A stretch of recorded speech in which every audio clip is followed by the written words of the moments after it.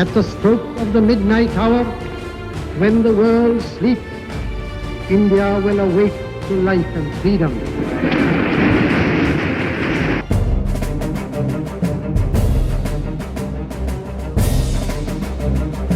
1885ರಿಂದ 1947ರವರೆಗೆ 62 ವರ್ಷಗಳ ಅಚಲ ಹೋರಾಟ. ಭಾರತೀಯ ರಾಷ್ಟ್ರೀಯ ಕಾಂಗ್ರೆಸ್ ಕೇವಲ ಸ್ವಾತಂತ್ರ್ಯಕ್ಕಾಗಿ ಹೋರಾಟ ಮಾಡಲಿಲ್ಲ, ಅದರ ಭದ್ರ ಬುನಾದಿಯನ್ನೇ ನಿರ್ಮಿಸಿತು.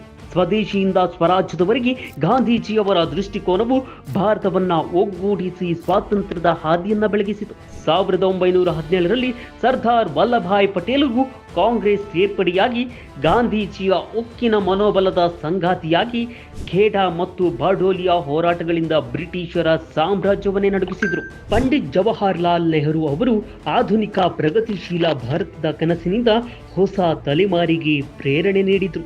ಧಮನಿತರ ಧ್ವನಿಯಾದ ಡಾಕ್ಟರ್ BR ಅಂಬೇಡ್ಕರ್ ಸ್ವಾತಂತ್ರ್ಯವನ್ನ ನ್ಯಾಯವಾಗಿ ರೂಪಿಸುವ ಸಂವಿಧಾನವನ್ನ ರೂಪಿಸಿದರು. ಒಟ್ಟಾಗಿ ಅವರು ಕೇವಲ ಸ್ವಾತಂತ್ರ್ಯ ಭಾರತವನ್ನಷ್ಟೇ ಅಲ್ಲ, ಭಾರತದ ಭವಿಷ್ಯವನ್ನ ನಿರ್ಮಿಸಿದರು.